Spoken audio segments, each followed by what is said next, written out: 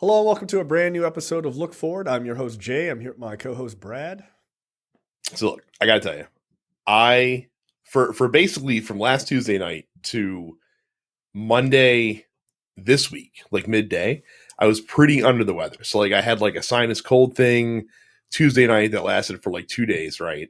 Mm-hmm. Friday, as I got past that, I get a stomach bug that my wife had earlier in the week, and that laid me on my ass. Like I was literally in bed for like 17 hours Friday and Saturday. Like that's how sick I was. And then I had like no energy up until like midday Monday, even once I got past all of that stuff. Sickest I've been in a really long time. Just a really fucking abysmal, miserable weekend.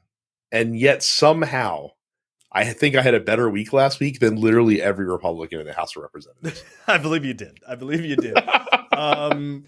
Look, it couldn't get any worse. And like if they all caught something and then started vomiting simultaneously on the floor on C-SPAN in HD, I think then it could possibly get close enough to what some people would say is real bad. Yeah, these guys have continued to just step on their dicks collectively for the last. We are now entering week 3 of this. Here's how bad it is. We didn't do a show last week because the previous week we did it like pretty late in the week, right? So we couldn't do a show on like Friday and then come back on Tuesday. It was not enough time. So we opted not to do a show. In that time, I had not changed the document that we put the stories in, right?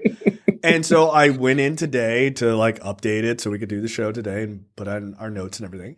And Republican Speaker Chaos was already a topic. And I was like, well, I'm not gonna change that. Like, still going, right? I just added continues. Right. Just for my own, just for my own thing. But like, right. No, we're still here. Like nothing has changed. These idiots are still doing this. So when last we left you, right? When last we left you guys, it was going to be at that point was Scalise out and like Jordan was like the presumptive guy, or was it still like between? Scalise was like okay. Yeah, so Jordan was Jordan was the guy. Like Jordan was going to be the dude that was going to get it for sure, for real this time. It's going to fucking happen. And so he was nominated. He had the majority of votes in caucus. And so they brought it to the floor. And on the first floor vote, I think he had 200 votes. He needs 217, which means that I think 20 Republicans did not vote for him, if I'm not mistaken. Of course, Hakeem Jeffries had 212. Still like just banging it out every vote, consistent. Hakeem Jeffries, the leading vote getter, and so Jordan was defeated. Now, because the inmates, and by inmates I of course mean the MAGA caucus, are running the asylum. It wasn't like one and done for Jim Jordan like it was with Steve Scalise. Like Steve Scalise lost one vote, went back, realized that the Freedom loonies would never vote for him, and it's like, I'm out. I'm never gonna make this happen. Yeah, Jim Jordan was like, no. We're gonna close ranks. We're gonna have some meetings. We're gonna do this again. And then they had a second vote, and he had fewer support. I think he had 198 second vote. Fewer people voted for him that time. So after that, you think, all right, Jim Jordan's done. No. Like Jim Jordan is the guy. Like we are gonna find a way to get this over the line. Meanwhile, you have the fucking moderates out here, but like, there's no way in hell we're fucking voting for this guy. And in fact, it was so funny because there were people apparently that were telling Jordan behind closed doors that they would vote for him. And then when they got out to the floor to actually vote, they voted against him, which is very funny to me. Yeah, they apparently did it only to embarrass Jordan because they hated him so much that they're like, no, we'll vote for you. Come on to the floor. It's going to be awesome. And then they're like, yeah, go fuck yourself. Absolutely not. Look, that's a level of petty. I'm not a Republican. I don't support the Republican Party, but that's a level of petty I have to respect. Like, hats off to you, gentlemen, who did that. That's hilarious. That's definitely something I would do. I support more of that. So apparently, like after this, Kevin McCarthy, like he gave a speech on the floor to try to rally support for Jordan. And he talked about he said in his speech, because a lot had been made about the fact that Jordan in 16 years of being in Congress had not advanced, a bill that he brought had been, passed and signed into law. And Kevin McCarthy went out of his way to say that Jim Jordan is an effective legislator, and literally paused because he's an idiot, which then let Democrats cue the laugh track from one side of the room, right? Which was very funny. So they had a third vote. I'm sure there were some Republicans, by the way, also joining in on that laugh. Oh, no doubt. Yeah. So finally, they had a third vote. He lost even more support. Correct. And then after that, he was like, okay, now I'm done. and now I'm pulling out. Now, okay. So there's another aspect to this that I think is important. All of that being true and being objectively hilarious. Donald Trump was pushing for Jim Jordan this whole time. Yes. Right? So it's not just that Jim Jordan sucks, and he does. It's not just that Jim Jordan kept losing votes, and he did, but he also had the backing of the MAGA God King himself and still could not get over the hump. What that tells me is the moderates in the Republican Party, you can put that in quotes, have maybe for a moment, and I say for a moment because I'm going to prove how that's not true in a second, but they have more power than they realize. And they flexed it, right? They were like, oh, the former president said he wants Jim Jordan. Well, we don't. Fuck that guy. And just didn't do it, right? There was a really great article that came out this week. I forget what outlet it was, but they were talking about like what was happening sort of behind the scenes with Jordan, which is there was an intimidation campaign too, right? Wild strong arming and shit, like letters, texting threatening the wives of sitting Republican congressmen that they then went on, the cable shows and Sunday shows to talk about how they were literally being threatened inside the party. Intra-party, right? Yeah, and so like. That's very weird in a lot of ways. It's not necessarily surprising considering who these people are, but it's very weird that they have now taken that sort of brutality and threatening, like literally the threat of violence, because whether implicit or explicit, like that is what that threat is, right? Oh, we're gonna come after you and do what? Vote me out? Like, all right, you can fucking say that shit on CNN. You don't need to send my wife a text about that. That's an implied threat of violence, in my opinion. Well, and it's funny too because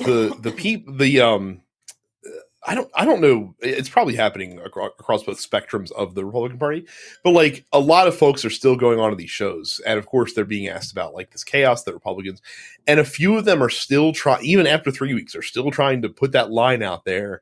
How eight Republicans and 216 Democrats have ruined everything, and to their credit, cable news hosts on Sirius networks and Fox News have not allowed that line of explanation to take hold. Like as soon as they hear nonsense. Everyone is pushing back on it because they're like, you don't need Democrat. You could have kept Kevin McCarthy in without a single Democrat. You don't need a single Democrat to get a Republican Speaker of the House elected.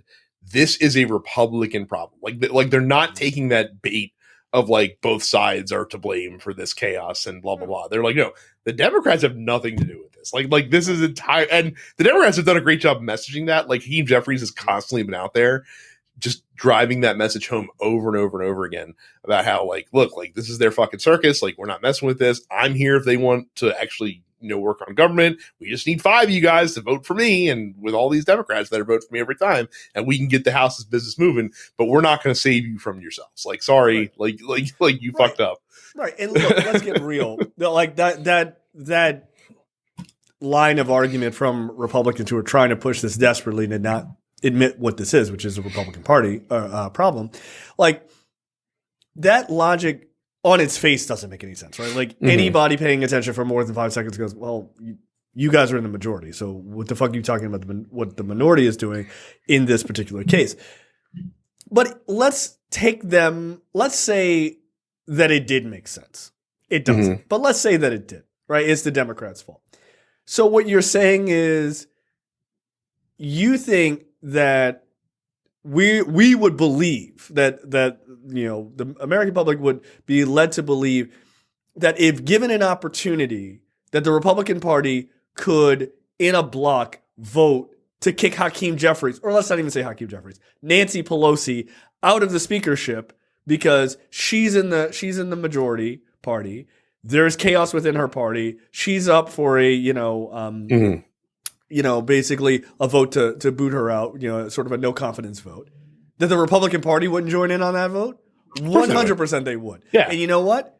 It'd be stupid if they didn't. Like, if it's a person you hate that much, I'd be like, get rid of Nancy Pelosi. Are you kidding? Hell yeah. If I'm a Republican, of course. So the logic here is, oh, well, it's their fault.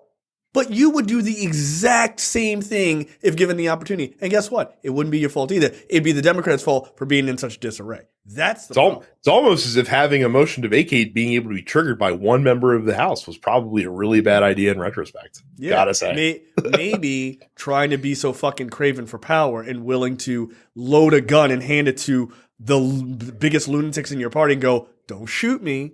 I'm going to turn around, but don't shoot me in the back. Like, of course they're going to shoot you in the back, dude. Like, don't vote to, a motion to vacate, but I'm going to also work with Democrats to get things done. Like, how did you think this was going to go?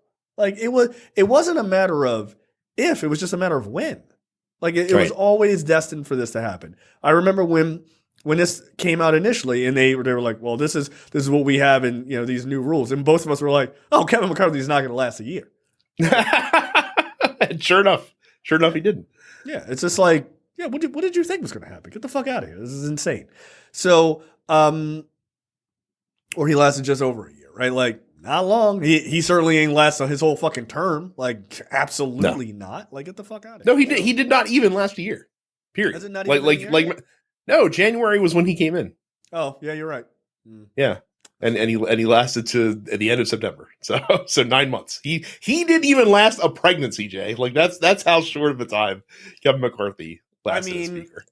Kevin McCarthy's tenure is one of the rare moments in Republican politics, or let me rephrase that, in conservative politics, of a thing lasting less time than the Confederacy. I mean, it's shocking news. But yeah. It is one of the times the Confederacy did in fact last longer. So it is just it's humorous to me, right? Like that they try to push this. Like you don't believe this. And if the roles were reversed, you'd have done the exact same thing Democrats would do. And by the way, you'd be politically stupid if you didn't, right? Like, so yeah, of course the Democrats are going to do it. They're taking your fuck up and they're handing you enough rope to hang yourself. And you did. So yeah, if for any other reason, just to hand the opposition party a massive L that you didn't actually have to like do anything to hand them. Like they again, like the analogy you gave was handing them a loaded gun. They gave 220 loaded guns out. They gave a bunch to Democrats and they gave them to the crazy Republicans, and they're just like, hey, shoot us. And we're like, okay, yeah, no problem. Right. We got next you. Question. What the fuck are you asking? Yeah. So then there's the again, the Republican speaker chaos continues. So then they tried to float this idea of taking Patrick McHenry, who is the pro tem, and elevating. They were going to like, hey, we're going to give this guy more power, right? He's the pro tem. He's basically he's the guy who is like standing in for the speaker. Basically, all he can do is gavel in. Let's have a vote on who's the speaker going to be and gavel him out. Like that's the extent of his powers, right? And that's what all he was doing. And so Republicans are like, why don't we do what we always do and not address the problem and try to kick the can down the road by elevating this guy to be basically, the Speaker of the House without having. Ironically, and no one mentioned this. I'm surprised no one mentioned this. Ironically, they're trying to do what Trump basically did during the last 2 years of his presidency, where when he had a cabinet position open up, instead of like getting a new person like a hearing in the Senate, like he would just appoint them as an interim person and then just kind of just let him sit like chill because because he knew he couldn't get him through Congress. Right. But also made it easier to replace them if he didn't like what they were doing. Yeah. I mean, look, for him, considering he just continuously hires the worst people he can think of, probably not a bad idea. Like, you know what? This guy sucks. Like, yeah, you picked him. You keep picking them. Like, it says more about you than it does about them. Though they also suck. So they tried to do that. They were like, all right, Patrick, we're gonna go ahead and push this idea. Patrick Henry was like, if you do this, I'll fucking quit. And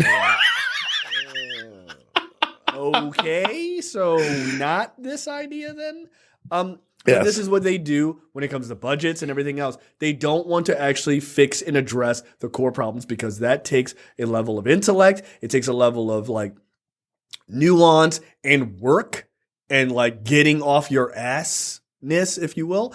And like these guys are just like, I don't know, it's just fucking temporary shit, man. Let's just temporary this shit all the way down the road. By the way, speaking of temporary, clock is ticking. November 17th.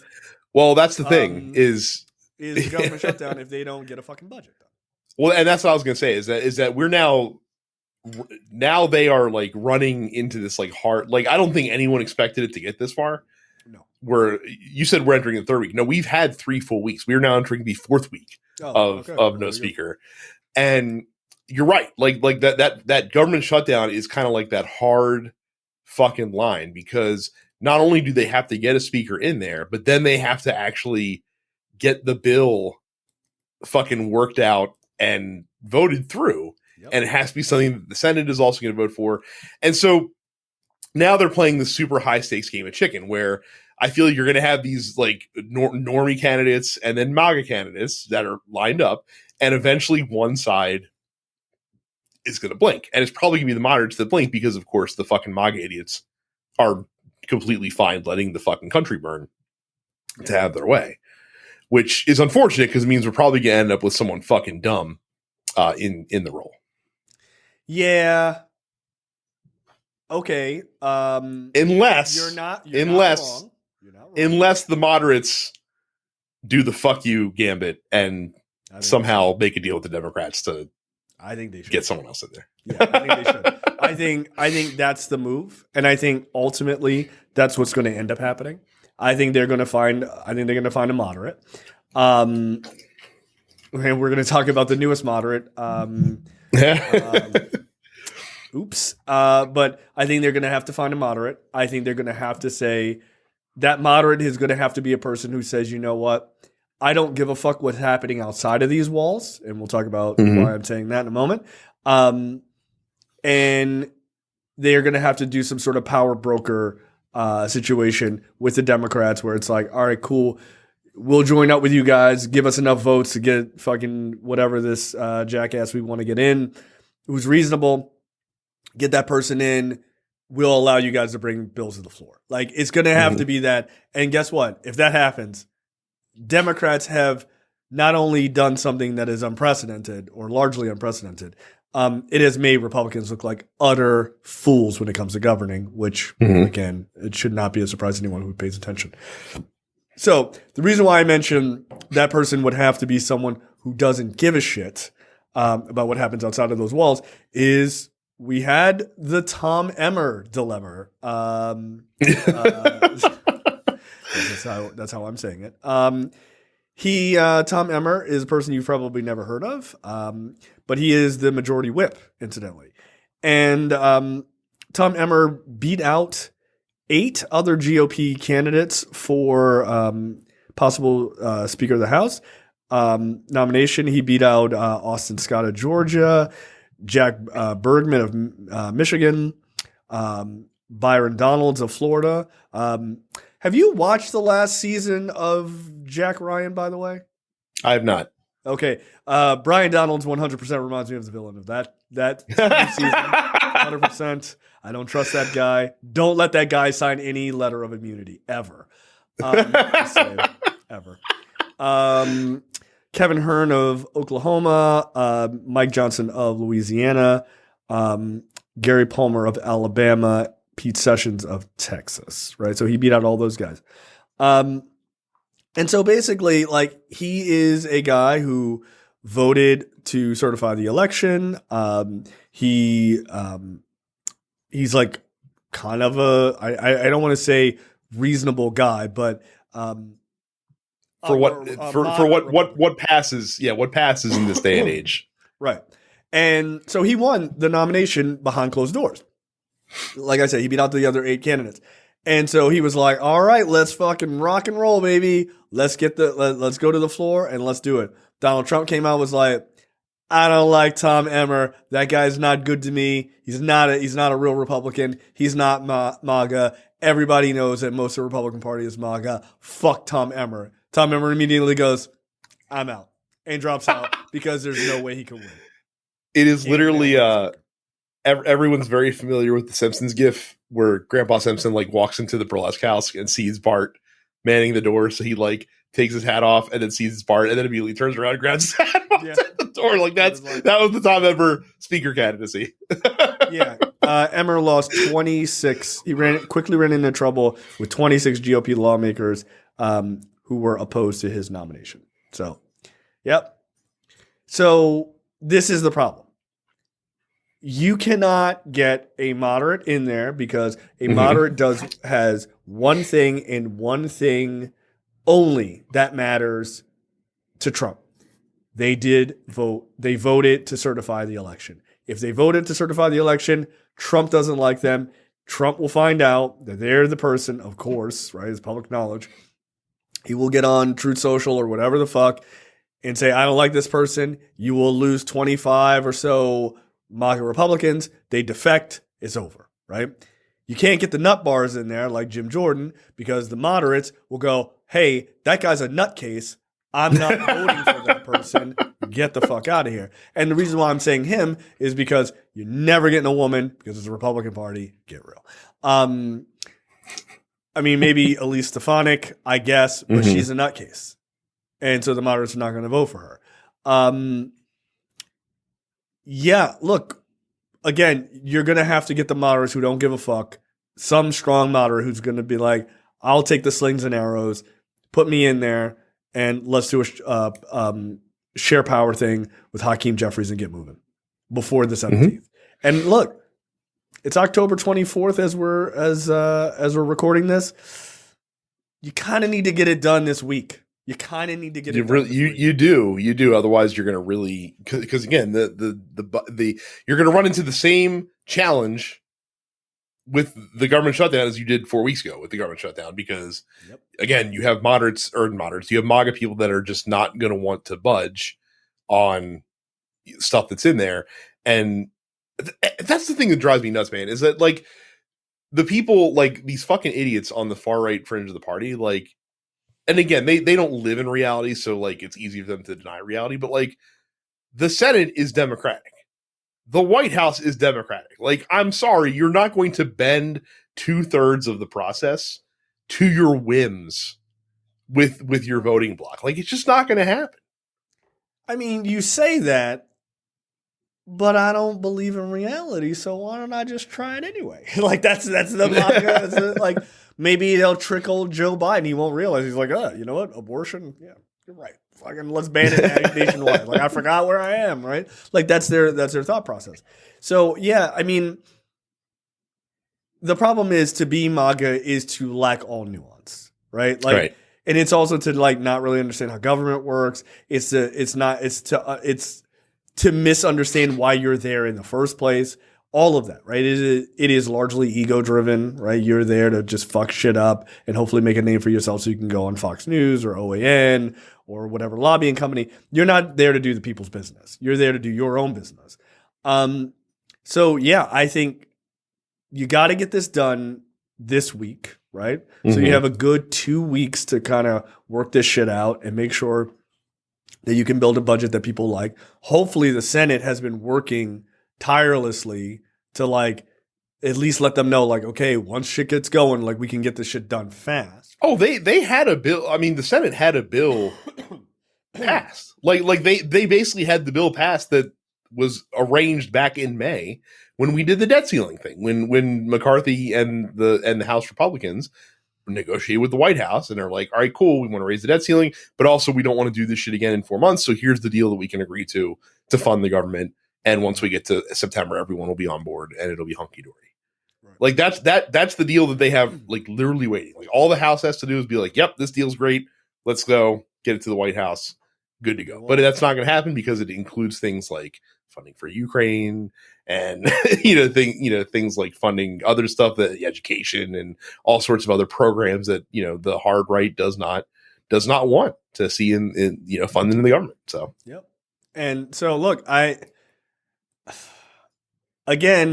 feel like you're going to have to use the Democrats to broker a deal to get you a speaker.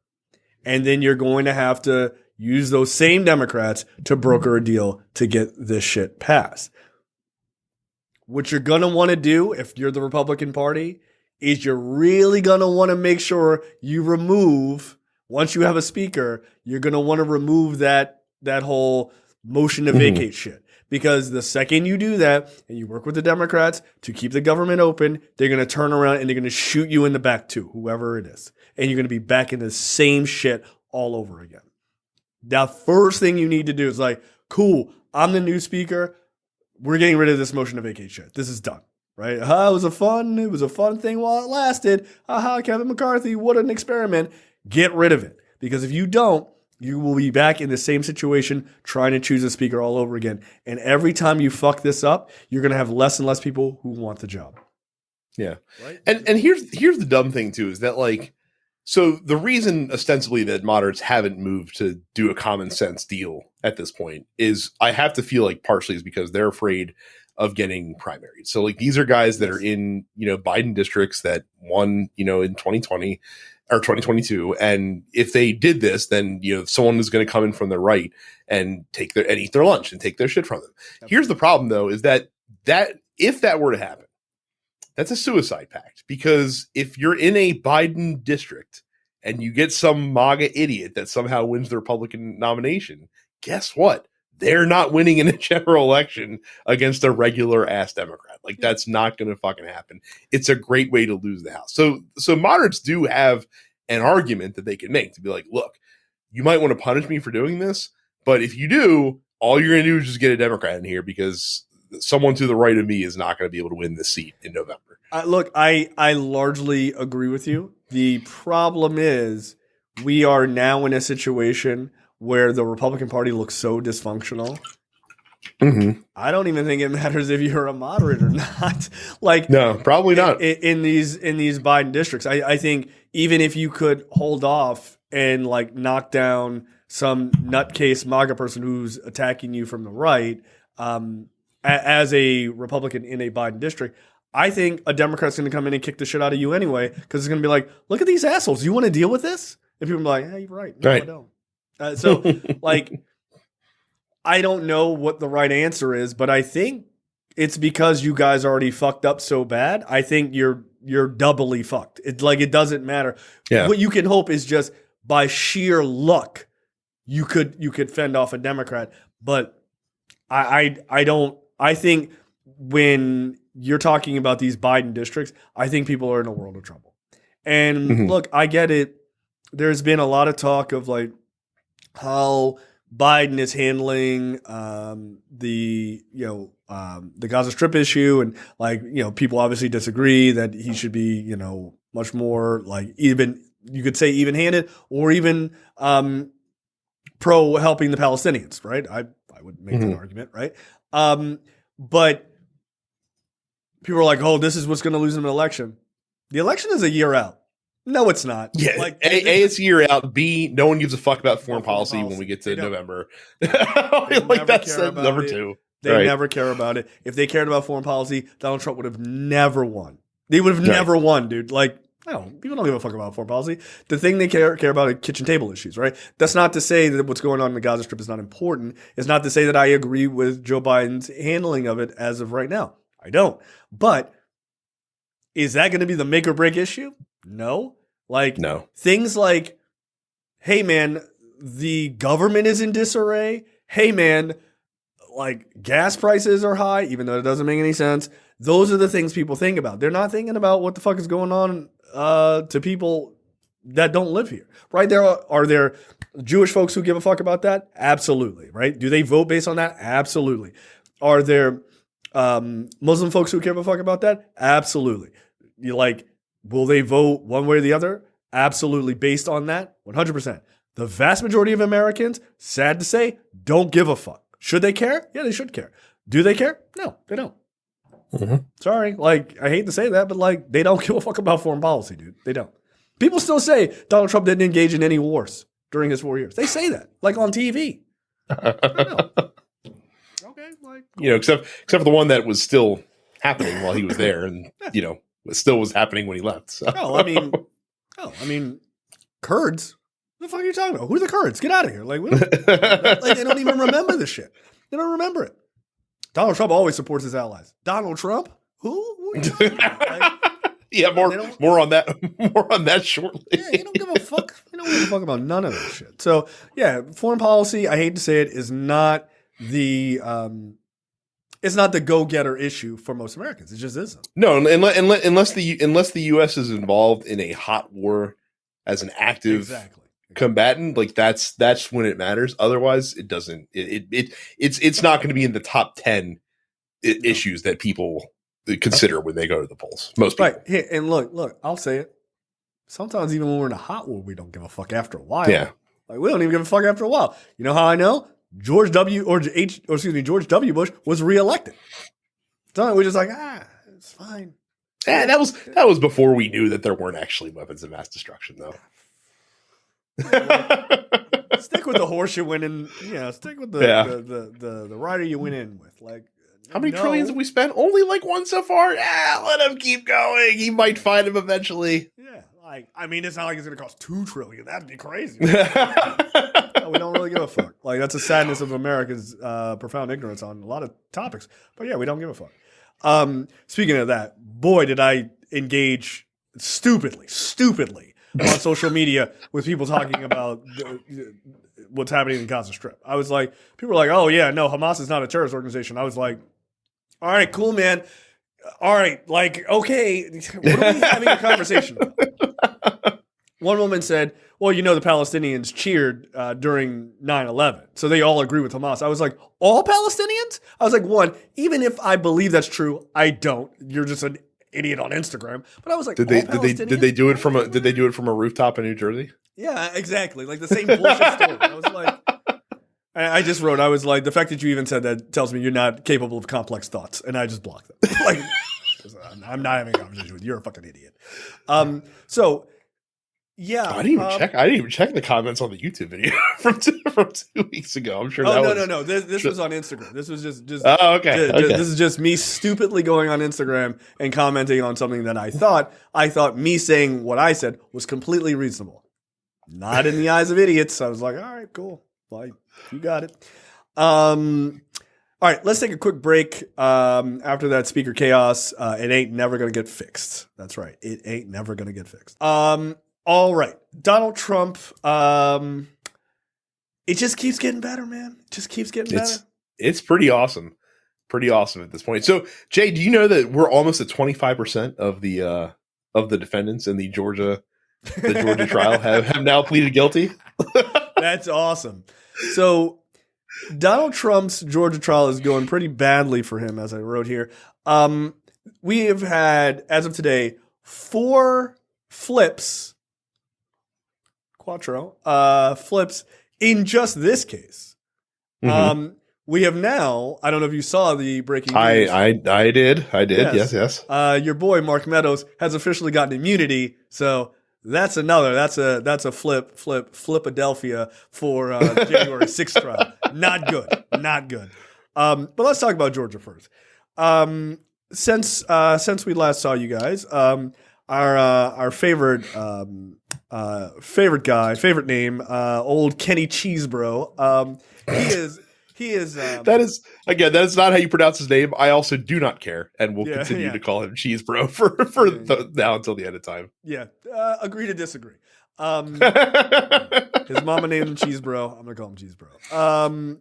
Mr. Cheesebro entered a plea deal Now, it is important to understand what his role in all of this is, right? Kevin Chesbro, his big issue is that he was, in fact, the architect, the designer, if you will. The Seth Rollins of the election scheme. You don't understand that reference, but a lot of our listeners. No, I do. I sadly do understand that. I can't wait for him to hit Donald Trump in the back with a chair like that. That would be great. I mean, he metaphorically is right now. So he's pretty much there. So I wonder if Kenneth Chesbro has like a bleach streak in his hair, like Seth Rollins used to. I mean, I guess he would if he went to jail. Like that would be. I think he joined a gang. But Chesbro did plead guilty in criminal racketeering indictment. So again, he was the architect of the fake electors scheme, right? He's the guy who was like, here's what you do. You hire a bunch of rubes and tell them they're in on it and that they're a part of the big plan. And then you hope they don't sell you down the river later. Spoiler alert, they absolutely are going to. So now his argument has been, hey, I'm just giving some friendly advice, baby. I'm just a lawyer. I'm just a country lawyer. I'm just giving friendly advice. But the problem is there's documents where he is seen to be like, okay, here's how this will affect the election. Here's what you need to do. Like, so he's not just giving lawyerly, like, I'm writing up this idea advice. He's also telling you, like, here's the election advice behind that, which puts him in a very precarious situation. And him knowing that, he was like, I immediately throw myself on the mercy of the court. Please don't throw me in prison forever. Well, and it's funny because whereas the other two people we're going to talk about pled, I think, exclusively to misdemeanors in this case, Chesbro pleaded guilty to a felony charge, to criminal racketeering. Yeah. Yeah, this is a big deal. Again, he's the guy who came up with it, so that's good. That's a good place to start. You're going to see a lot of these other people get indicted, not get indicted, but you're going to see a lot of these other people flipping who are, in fact, the fake electors, right? So they'll be able to roll up to Chesbro, and Chesbro is going to be like, yeah, I did, but also these assholes above me asked me to do it. So yeah, he gets 5 years probation. He did have a single felony charge of conspiracy as well. So this is not good. He had to pay a $5,000 restitution also. Yeah, I'm sure it really broke his pockets as a lawyer, but that's not the point. The point is to not destroy the guy because you want him to rat on his bosses, right? Mm-hmm. And look, he's going to, because he has to now in future cases, he has to testify truthfully about what he's asked. So you can take a guess as to which cases that will be. So, yay! Besides Trump, obviously, I would think that the person most concerned about his testimony is probably going to be John Eastman. Absolutely, one would imagine. So, yeah, but this is pretty great. Yeah, look, I think when Eastman goes down, and I think there's part of me that thinks Eastman is not going to cop a plea deal. Because I feel like he's like a true believer. I think he is a bit of a true believer. However, I've also seen a picture of him. Looks like a bit of a punk, and that guy's not built for jail. So, I mean, none of them are really truly built for prison. I don't think so. No. But I like listening to things that Eastman has said. I'm like, oh, you really believe this shit? Like, you really willing to go down with the ship, dude? Like, all right. I wouldn't recommend it. I really would not recommend it. But yeah, Kenny is a smart man. He was like, nah, absolutely not. 5-year probation, not going to jail for you motherfuckers. Like, get out of here. By the way, I really think that while they should do probation, I think they should have taken these people's law licenses. Like, you're just done. Oh, 100%. Well, that might be a separate proceeding, honestly. Like that, just because that's happening that didn't happen here doesn't mean that won't happen. I mean, Cindy Powell, I think, already got disbarred almost everywhere, and there, or at least everywhere where she argued this dumb shit in the country. Speaking of her, Sidney Powell, aka Lady Kraken, member of Trump's legal team in 2020, will cooperate with prosecutors seeking to convict the former president in an election interference case in Georgia. Look, we all remember Sidney K. Powell. She came up with some of the dumbest, wildest conspiracies. The Hugo Chavez ghost is in the machine and all this other shit. There's bamboo. They found bamboo next to the machines because China, which is like super racist, by the way. It's like a real conspiracy theory. I was like, dude, Chinese people just sprinkle bamboo and then just get the fuck out of there? Like, what are you guys saying out loud? And people at MAGA's like, yeah, no, that makes a lot of sense. Yeah. Of course, totally. You find bamboo anytime Chinese people are around. Like, all right, cool. So she's also pleading guilty. Hers is for, I believe, racketeering. So that's not good. The charges against Ms. Powell largely led to her role in helping carry out the breach of voting equipment in a rural Georgia county in 2021. As Trump allies fruitlessly sought evidence of ballot fraud. She was also fined $6,000 and agreed to pay $2,700 in restitution to the state of Georgia, as well as turn over documents related to the case and write an apology letter to the state's citizens. She, by the way, came out like today, excuse me, and was like, yeah, no, they took advantage of me. I still think it was rigged. I'm like, you're playing with fire, Like, just shut up. You're playing with fire. Like, you can't be that stupid. You just can't be that stupid. But then again, I remember, like, she actually is that stupid. She's that stupid. Yeah, she is. Yeah. So, yeah, she is the second to plead guilty outside of Chesbrough. Oh, also in Scott Hall, the Georgia bail bondsman. So not that Scott Hall. Yes. Not Reza Ramon. Sadly. Rest in peace. But yeah, Sidney Powell, a person who I 100% knew was going to flipped. Shocking news. But she also has to quote truthfully testify in any future cases as well. So good luck. Looks like Fonnie Willis is 4 for 4, man. Like she's doing clean up the streets. Yeah.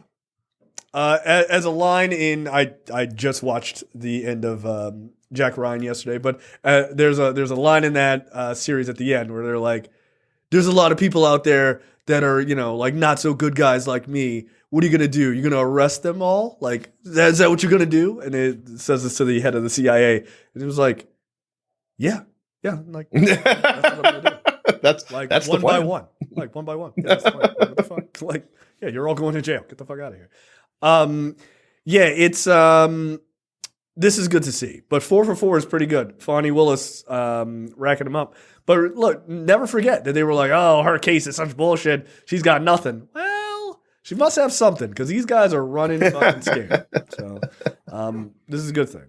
Who do you think's next? Jenna Ellis, I believe, is the next one. That's right, Brad. Yeah, you are correct. Miss this one was particularly Schadenfreudy for me because Jen Ellis was one of the most vocal, like trigger the libs Trump people regarding this process as they try to make it play out in late 2020, early 2021. You might remember her often riding shotgun with Rudy Giuliani in these court cases, trying to argue the fact that this is somehow totally legal and cool, what they were trying to do with the fake collector scheme. Yeah, get fucked. Like, absolutely not. Look, she was all smiles in that indictment mugshot, and then she's on there today. I have a lot of regrets. What'd you cry for? What'd you cry for? I thought you were badass. I thought you were down for triggering the libs. Yeah, what happened? What happened? Yeah, this is the problem. You got to shut the fuck up. Because, again, we are in a situation now that all of that bluster and bullshit on social media doesn't mean anything. When they start throwing motherfuckers in jail or the true threat of throwing people in jail, people change the tune real fast. Mm-hmm. That's why you got, like, I said this a couple weeks ago, all of that, like, Donald Trump has never had to deal with anything. Yeah, he's never had to face like actual judges in actual trials that he can't just bully his way through. And you are seeing real life consequences to fucking around. And now these people are finding out, right? Like, we've all seen the video of the guy on the XY axis. This is the find out portion of that video. They're finding out. So, look, if I don't know who the person is who would make this request, but if they are listening, and I'm sure that they are, you guys need to go after removing these people from the bar. Like, you really do. Like, these are the type of lawyers who absolutely should not have access to practice law anymore. That would really hurt them. $5,000 doesn't hurt them. Taking away their livelihood completely, that would hurt them. They tried to circumvent democracy very much on purpose. It was not a mistake. They're very much aware. Take their fucking livelihood from them. Go, I don't know, you go be a consultant somewhere else, but you ain't going to go practice law. Get the fuck out of here. So, I don't know who you plead to for that, but let me know an email address. I'm happy to write a letter. So on behalf of everyone else, so I like watching these MAGA idiots cry. It's great. It's my favorite thing. I can't wait to see Rudy Giuliani and hopefully John Eastman and all these other assholes cry too. More the merrier. I love it. But funnily enough, more people are crying from this Jenna Ellis plea deal, and it's not just Jenna Ellis. So she famously, she famously had come out a couple months ago after the arrest. Leading up to the trial, to bemoan the fact that Donald Trump, who promised to take care of these people, were not taking care of these people. And as a result, she could not afford to pay her legal defenses to help fight this in the trial. So, of course, she did what every self-respecting American does and turned to the true source of the way to get money in this country, and that's to set up like a GoFundMe. But I guess she did it on like some like right-wing version of GoFundMe. Apparently there's a website called Give Send Go that she turned to, and she raised like $216,000. Yes, according to this article. Good for her. I personally find it hilarious because the MAGA idiots who gave her money never do that. They were like, "Oh, we believe in you, Jenna. You're awesome. I guess you triggered the libs. Here's $216,000." And then she turned right around and was like, "I plead guilty. Sorry. Thanks for the money. I'm going to plead out." And so MAGA people were like, whoa. We just gave you $216,000. Why'd you give up so fast? And she's like, new phone, who dis? Like, look, you got to get that grift in right before you get out the door. She knew she was going to plead guilty. Get the fuck out of it. She didn't have to raise that money. They're big mad at her. They're big mad. She's like, she should give the money back. I'm like, you guys are idiots. Yeah, it's not how reality works, guys. Sorry. She's like, so it's like the food chain of grifting. Like, she got grifted by Donald Trump. All these other people got grifted by her. I'm sure they're grifting other people as well. Like, it's the cycle of grift. Yeah, it's a cycle of grift. It ruins us all. That's great. Yeah. So poor Jenna Ellis. I couldn't have no better person. Donald Trump stands on the edge of a cliff holding like a fucking bag of money over his head like it's the Lion King or some shit.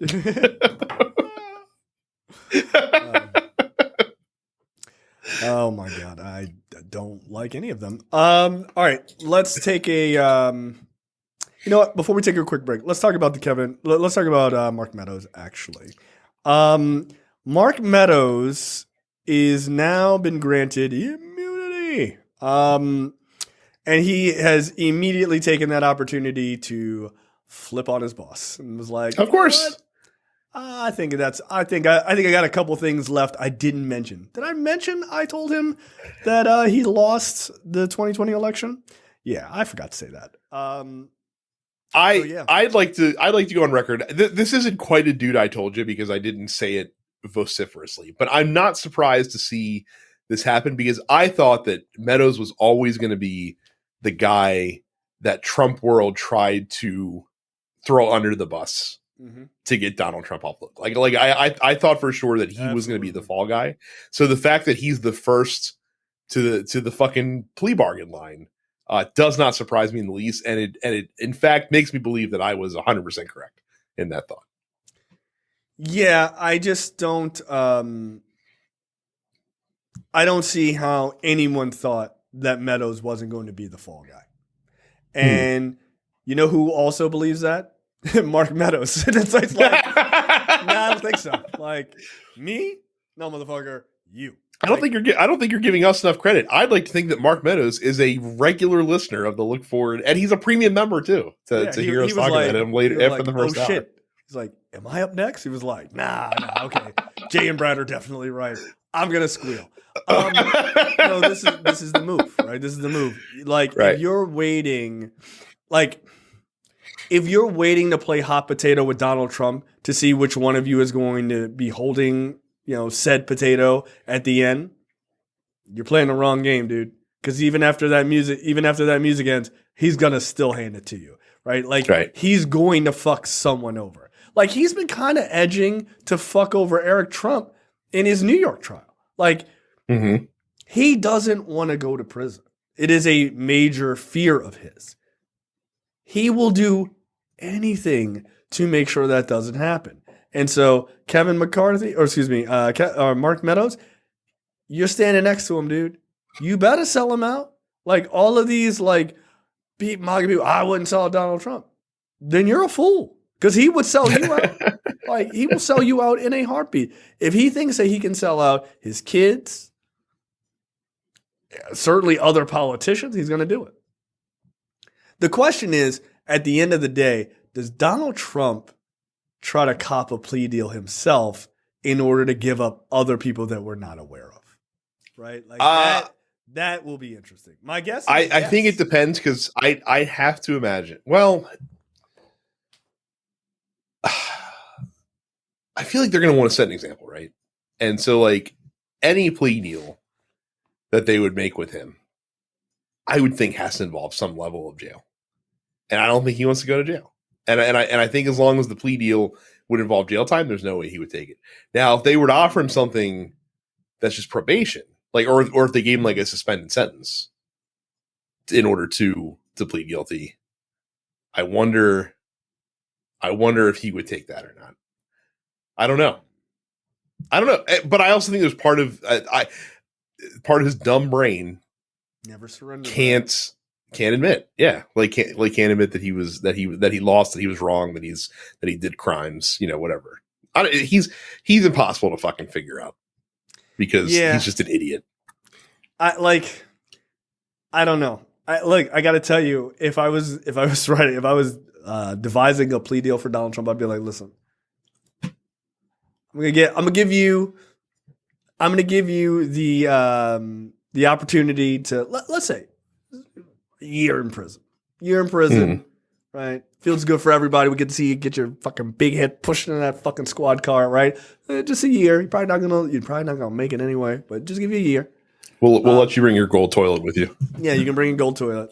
Get it professionally installed. I would be like, that's cool, but I don't want just this information that you have on this one. I want all of it. And not only do I want all of it, I want everything from 2016 too.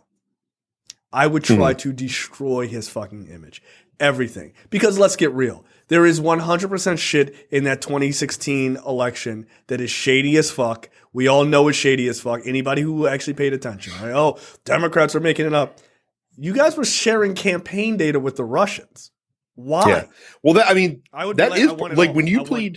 when you plead guilty with the federal government, that is part of the deal. Like not only do you have to admit to what you did in this situation, you have to tell them everything you've done ever, because what they don't want is to be surprised by anything else that you've done in the past coming up to play. And usually like that, all of that past stuff is wrapped up in that current plea deal. It's like it kind of wipes your slate clean in a lot of ways, but it makes it so that they don't have to be surprised later on about shit that you've done. And it helps them build other cases.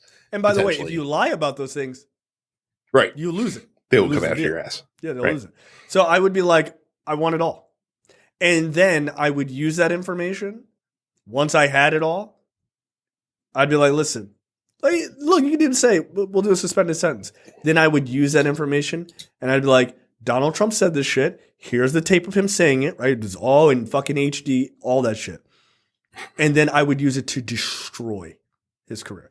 All that, like, he won the 2020 election or whatever, like it's all rigged. One, all of that would be destroyed, right? Here's the words out of him saying this shit, right? Of course, his most ardent followers are going to be like, they're just making him say that, whatever, right? But then I would do that. I would use that to backtrack into 2016 and be like, not only did this motherfucker not win 2020, probably didn't really win 2016 on the up and up either, right? Yeah. So, I think any deal they cut with him, historically, I would destroy him with it. Any deal they cut with him, I think him not being able to run for public office would be part of the. 100%, 100%. Like that's a minimum. That's a minimum. Like, right. Yeah, you're done. Right, because even if he loses this time, right, which I think he will, even if he loses this time, if he's still alive in 4 years, he will threaten to run again. He will, just for retribution. He will threaten to run again, which is crazy because he'll be like 1.5 million years old. But like MAGA people who would shit on Joe Biden about being too old would still vote for him in 4 years. God, imagine how fucking dementia laden Donald Trump is going to be in 4 years. Oh. Yeah. Oh my God, just Swiss cheese for a brain. Like it would, I mean, it's already pretty bad. So, what did he say this week? He said this week, he talked about how, Viktor Orban was the president of Turkey. Like that was fun. Like you saw about Viktor Orban, he's great. President of Turkey. Nope. Wrong. My country, best friend. Dum-dum. Yeah, your best friend. No, that's another autocrat. I'm sorry, that's Erdogan. But like even that one, I'm not like super mad because like I don't expect Trump to understand like geography and shit. But him saying like, hey, he basically is the only one who realized that U.S. is also us. I wish you had that clip. I know you have a different clip later on, but I wish you had that one. I also it makes me mad that he got that wrong because I would have loved to see him try to say Erdogan with his current mental faculty right now. Can you fucking can you imagine that big dummy? So yeah, it's it's profound how little he understands. It is legitimately profound how little he understands. Yeah. But yeah, all right. Best of luck. Okay. U.S. abortion rates rise post-Roe amid deep divide in state-by-state access. All right, so this is kind of interesting. I'm going to throw this image up for folks. You can look at the article if you're not watching the video, but if you're watching video, you can see this. This is really, really interesting, right? Which is showing all of these states and sort of orange arrow down are all the states that banned abortion, 6 weeks or total abortion bans or whatever, right? And this is after Roe v. Wade got knocked down by the SCOTUS. Purple going up are the increase. It's a year over year comparison, right?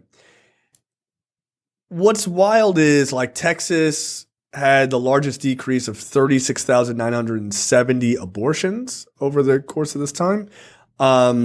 Georgia had almost 20,000 less abortions. Tennessee had almost 14,000. Louisiana had 9,000, right? And, there's not some direct numbers for the other ones, but they're all much lower than that, but still decreases. The big ones to note, California had an increase of 8,810 abortions, an increase.